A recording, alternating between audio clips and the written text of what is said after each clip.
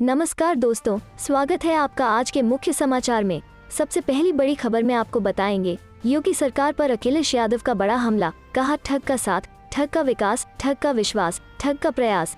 इसी के साथ दूसरी बड़ी खबर में जिक्र होगा कि यूपी बीजेपी विधायक ने अपनी ही सरकार को दिखाए तेवर, कहा मांगे पूरी नहीं हुई तो धरना। तीसरी बड़ी खबर में आपको बताएंगे कि प्रियंका गांधी ने कहा फेल रही योगी सरकार, मायावती ने कहा सरकार के कथनी और करनी में फर्क। दोस्तों, हर एक खबर की गहराई में आपको ले जाएंगे, लेकिन उससे पहले अगर आपको भी ऐसा लगता है कि भाजपा की उल्टी गिनती शुरू हो चुकी है तो आप अभी इस वीडियो को लाइक कीजिए और इस लाल बटन को दबाकर चैनल को सब्सक्राइब करके घंटी बजाइए और कमेंट में लिखिए जय हिंद। योगी सरकार पर अखिलेश यादव का बड़ा हमला, कहा ठग का साथ, ठग का विकास, ठग का विश्वास, ठग का प्रयास। जी हाँ दोस्तों, यूपी चुनाव को लेकर सियासी दल एक दूसरे पर हमला करने का कोई मौका नहीं छोड़ रहे हैं। वहीं समाजवादी पार्टी के अध्यक्ष अखिलेश यादव ने यूपी सरकार पर जबरदस्त हमला किया है। उन्होंने कहा कि सरकार को दम्भी सरकार बताते हुए कहा कि ये जुमलेबाज सरकार है। यही नहीं, उन्होंने कहा कि नहीं चाहिए ऐसी सरकार जिसका सच है ठग का साथ, ठग का विकास, ठग का विश्वास, ठग का प्रयास। अखिलेश यादव ने ट्वीट करते हुए लिखा कि 54 गुजरे, 6 महीने बचे इस दम्भी सरकार के किसान, गरीब, महिला व युवा पर अत्याचार के बेरोजगारी, महंगाई, नफरत व ठप कारोबार के बहकावे, फुसलावे वाली जुमलेबाज सरकार के नहीं चाहिए ऐसी सरकार जिसका सच है ठग का साथ, ठग का विकास, ठग का विश्वास, ठग का प्रयास। बता दें कि अखिलेश यादव लगातार योगी सरकार पर हमला कर हैं और अलग अलग मुद्दों को लेकर सरकार को कटघरे में खड़ा कर रहे हैं। इससे पहले सपा मुखिया अखिलेश यादव ने कहा कि उत्तर प्रदेश के विधानसभा चुनाव में बीजेपी सरकार का सफाया हो जाएगा। उन्होंने कहा कि इस सरकार ने हर व्यक्ति का अपमान किया है और इसने पहले की किसी भी सरकार की तुलना में अधिक झूठ बोला है। ऐसा लगता है कि बीजेपी झूठ का ट्रेनिंग सेंटर चला रही है। जनता को गुमराह करने के लिए अफवाहें फैलाई जा रही हैं। चलते हैं अगली खबर की तरफ। यूपी बीजेपी विधायक ने अपनी ही सरकार को दिखाए तेवर, कहा मांगे पूरी नहीं हुई तो धरना। जी हाँ दोस्तों, उत्तर प्रदेश विधानसभा चुनाव में अब बस कुछ ही महीने बचे हैं। सत्ताधारी भारतीय जनता पार्टी और अन्य सियासी दलों ने भी चुनावी तैयारियां शुरू कर दी हैं। बीजेपी विकास शासन को लेकर तमाम दावे कर रही है, लेकिन उसी के कुछ विधायक अपनी ही सरकार को तेवर दिखा रहे हैं। यूपी के महाराजगंज जिले के एक बीजेपी विधायक ने अपनी ही सरकार को तेवर दिखाते हुए धरने की चेतावनी दी है। दरअसल महाराजगंज लोकसभा सीट से सांसद और केंद्रीय वित्त राज्य मंत्री पंकज चौधरी यूपी की योगी सरकार की उपलब्धियां गिनाने पहुंचे थे। योगी सरकार की 4.5 साल की उपलब्धियां गिनाने के कार्यक्रम में फरेंदा से बीजेपी के विधायक बजरंग बहादुर सिंह का दर्द छलक आया। बजरंग बहादुर सिंह ने जिलाधिकारी को ये चेतावनी दे दी कि अपनी ही सरकार में हम धरने पर बैठने को मजबूर होंगे। हुआ ये कि फरेंदा के बीजेपी विधायक बजरंग बहादुर सिंह ने जिलाधिकारी से कहा कि बाढ़ से खालीगढ़ में काफी तबाही हुई है।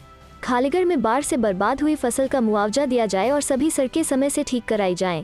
315 फरेंदा विधानसभा क्षेत्र से विधायक बजरंग बहादुर ने खालीगढ़ को बाढ़ प्रभावित क्षेत्र घोषित करने की मांग भी की। बजरंग बहादुर सिंह ने यहां तक कह दिया कि इस क्षेत्र को बाढ़ प्रभावित घोषित नहीं किया गया और हमारी मांगे पूरी नहीं की गई तो ऐसा न हो कि मैं अपनी ही सरकार में धरने पर बैठ जाऊं। उन्होंने ये भी कहा कि हमारी जनता का काम नहीं हुआ तो धरने पर बैठने से परहेज नहीं करूंगा। गौरतलब है कि कुछ महीने बाद चुनाव होने हैं, जिसे लेकर यूपी की योगी सरकार अपने 4.5 साल की उपलब्धियां गिनाने के लिए अभियान चला रखा है।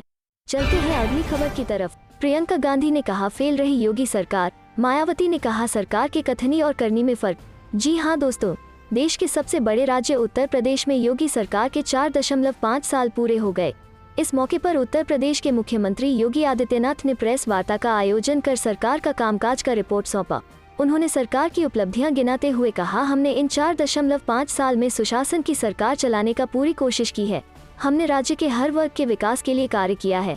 पिछले 4.5 साल में राज्य में एक भी दंगा नहीं हुआ। हमने पूरे राज्य में काफी अच्छा काम किया है। सरकार के इस रिपोर्ट कार्ड पर विपक्ष ने हमला बोला है। कांग्रेस महासचिव प्रियंका गांधी वारा और बसपा प्रमुख मायावती ने ट्विटर के जरिए योगी सरकार पर निशाना साधा है।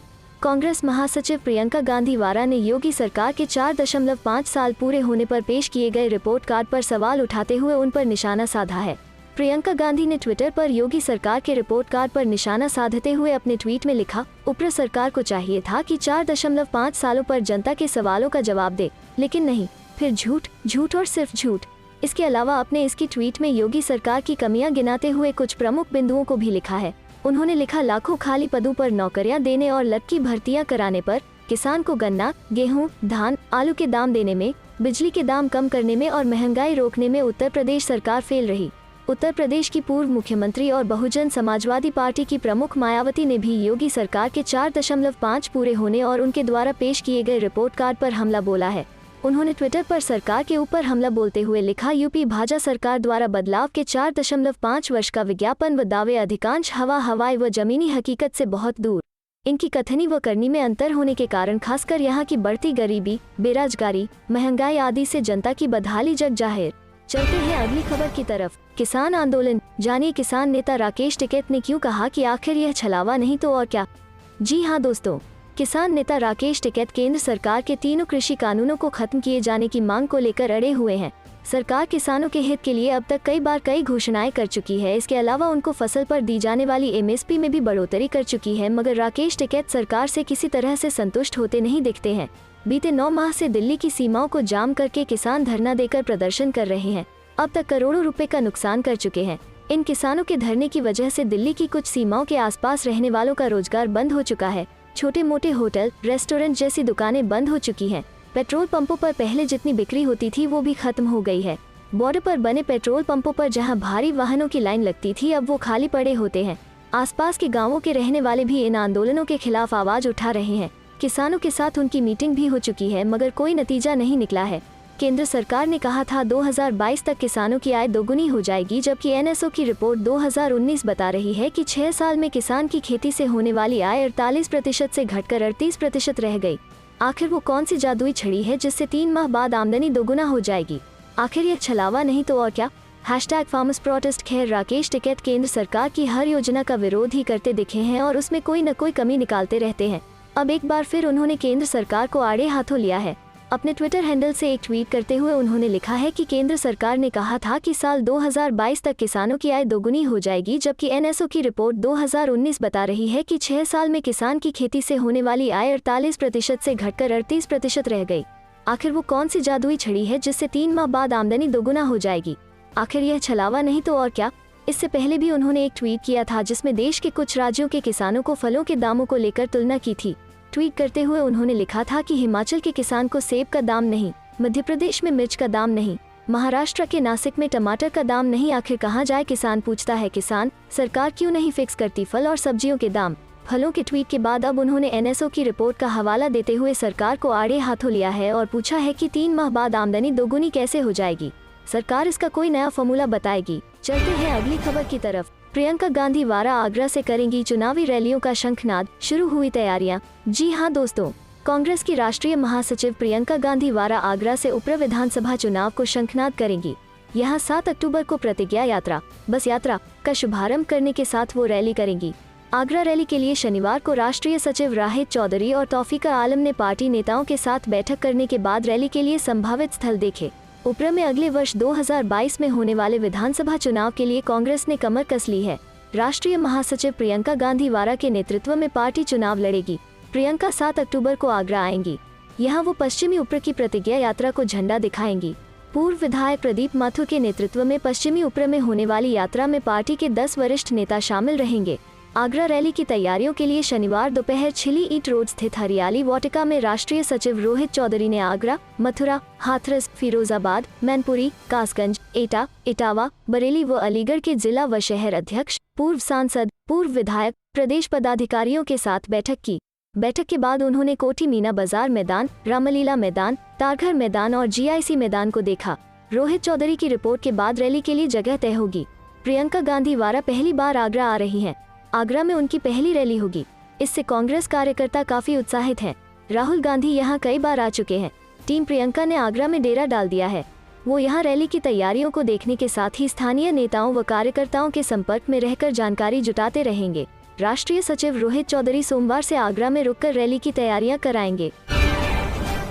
बिहार में माफिया खुलेआम उड़ा रहे NGT प्रतिबंध की धज्जियां। नीतीश की पुलिस की नाक के नीचे जारी है रेत का खनन। जी हां दोस्तों, नेशनल ग्रीन ट्रिब्यूनल द्वारा 30 सितंबर तक बालू खनन पर रोक लगाने के बावजूद बिहार के कई जिलों में रेत माफिया खुलेआम प्रतिबंधों की धज्जियां उड़ा रहे हैं। नीतीश राज में रेत खनन का अवैध धंधा पुलिस और जिला प्रशासन की नाक के नीचे जारी है। कहीं पुलिस अगर कड़ाई करती है तो पुलिस पर हमले या अधिकारियों को तबादले का सामना करना पड़ता है। बिहार में आधा दर्जन से अधिक ऐसे मामले देखे गए हैं जहां माफियाओं ने अपने क्षेत्रों में पुलिसकर्मियों पर हमला किया और उन्हें घायल कर दिया। ऐसा लगता है कि बिहार में पुलिस और अधिकारियों के लिए केवल दो ही विकल्प रह गए हैं, या तो उनकी अवैध गतिविधियों पर आंखें मूंद लें या परिणाम भुगतें। नतीजतन कई पुलिसकर्मियों और अधिकारियों ने कथित तौर पर रेत माफियाओं के साथ हाथ मिलाया है और अवैध कारोबार से होने वाली आय को साझा करते हैं। हाल में भोजपुर जिले के राकेश कुमार दुबे और औरंगाबाद जिले के सुधीर कुमार पोरिका नामक 2 एसपी रैंक के अधिकारियों सहित 41 अधिकारियों को उनके जिलों में रेत माफियाओं के साथ कथित संबंधों के लिए निलंबित किए जाने से यह साबित हो गया है। उन्हें जुलाई में निलंबित कर दिया गया था और आर्थिक अपराध शाखा ने उनके खिलाफ आय से अधिक संपत्ति अधिनियम के तहत प्राथमिकी दर्ज की है और जाँच जारी है। चलते हैं अगली खबर की तरफ। नीतीश के बयान पर कांग्रेस का हमला, कहा पलटी मार सीएम के तौर पर याद करेगी जनता। जी हाँ दोस्तों, प्रधानमंत्री नरेंद्र मोदी के जन्मदिवस पर आयोजित एक कार्यक्रम के दौरान मुख्यमंत्री नीतीश कुमार ने कहा कि जो कार्य उन्होंने किए हैं उसे आने वाले समय में लोग जरूर याद करेंगे। सीएम के इस बयान के बाद प्रदेश में राजनीति तेज हो गई है। विपक्ष इस बयान पर कई तरह के कयास लगा रहा है, जिसके चलते आरोप प्रत्यारोप का सिलसिला शुरू हो गया है। बता दें कि भले ही मुख्यमंत्री नीतीश कुमार ने भावनात्मक तरीके से अपनी बात रखते हुए कहा कि उनके न रहने के बाद भी जो विकास कार्य उन्होंने किए हैं उसे लोग जरूर याद रखेंगे, लेकिन विपक्ष को नीतीश कुमार के इस बयान पर भी बहस का मौका मिल गया। कांग्रेस प्रवक्ता राजेश राठौर ने कहा, सीएम नीतीश कुमार को ये एहसास हो चुका है कि वो बतौर मुख्यमंत्री ज्यादा दिन शासन करने वाले नहीं हैं, लिहाजा उन्होंने इस तरह की बात कही है। राजेश राठौर यही नहीं रुके, उन्होंने आगे कहा, 16 साल में सीएम नीतीश 7 बार मुख्यमंत्री तो जरूर बने, लेकिन उनकी पहचान एक असफल मुख्यमंत्री के तौर पर ही की जाएगी। बिहार में उन्होंने क्या विकास किया है? मुख्यमंत्री नीतीश कुमार ने बीजेपी और आरएसएस के सामने घुटने टेक दिए हैं। वहीं कांग्रेस से 2 कदम आगे निकलते हुए आरजेडी के फायर ब्रांड प्रवक्ता मृत्युंजय तिवारी ने कहा, बिहार की जनता सीएम नीतीश कुमार को बिहार के सबसे असफल मुख्यमंत्री के तौर पर याद करेगी। सत्ता के लिए जिस तरह से उन्होंने बार बार गठबंधन को बदला, जनता उन्हें बतौर पलटीमार मुख्यमंत्री याद करेगी। इधर विपक्ष के आरोपों के बाद जेडीयू प्रवक्ता सुहेली मेहता ने पलटवार करते हुए कहा, सीएम नीतीश कुमार ने ही बिहार को -10 से +10 की तरफ मोड़ा है। बिहार में सड़क, पुल, पुलिया और स्वास्थ्य क्षेत्र में सीएम नीतीश कुमार ने क्रांति लाई है। आज मजदूर की बेटी भी पढ़ाई करके अच्छी नौकरी कर रही है। महिलाएं नीतीश राज में ही सशक्त हुई हैं। चलते हैं अगली खबर की तरफ। किसान आंदोलन, 27 सितंबर को भारत बंद का आह्वान, संगठन ने कहा शांतिपूर्ण रहेगा विरोध प्रदर्शन। जी हां दोस्तों, दिल्ली की सीमाओं पर किसान आंदोलन का नेतृत्व कर रहे संयुक्त किसान मोर्चा एसकेएम ने केंद्र के 3 कृषि कानूनों के खिलाफ 27 सितंबर के भारत बंद के लिए दिशा निर्देश जारी किए हैं। संगठन ने कहा कि भारत बंद शांतिपूर्ण होगा और किसान यह सुनिश्चित करेंगे कि जनता को कम से कम असुविधा का सामना करना पड़े। मोर्चा बीते शुक्रवार को जारी बयान में कहा कि बंद सुबह 6 बजे से शुरू होगा और शाम 4 बजे तक जारी रहेगा। इस दौरान केंद्र और राज्य सरकार के कार्यालयों, बाजारों, दुकानों, कारखानों, स्कूलों, कॉलेजों और अन्य शैक्षणिक संस्थानों को काम करने की अनुमति नहीं दी जाएगी। बयान में कहा गया है कि सार्वजनिक और निजी परिवहन की अनुमति नहीं दी जाएगी। किसी भी सार्वजनिक समारोह की अनुमति नहीं दी जाएगी। बंद के दौरान एम्बुलेंस और दमकल सेवाओं सहित केवल आपातकालीन सेवाओं को ही काम करने की अनुमति होगी। बयान के अनुसार किसान मोर्चा ने समाज के सभी वर्गों से किसानों के साथ आने और बंद का प्रचार करने की अपील करने को कहा है, ताकि जनता की असुविधा को कम किया जा सके।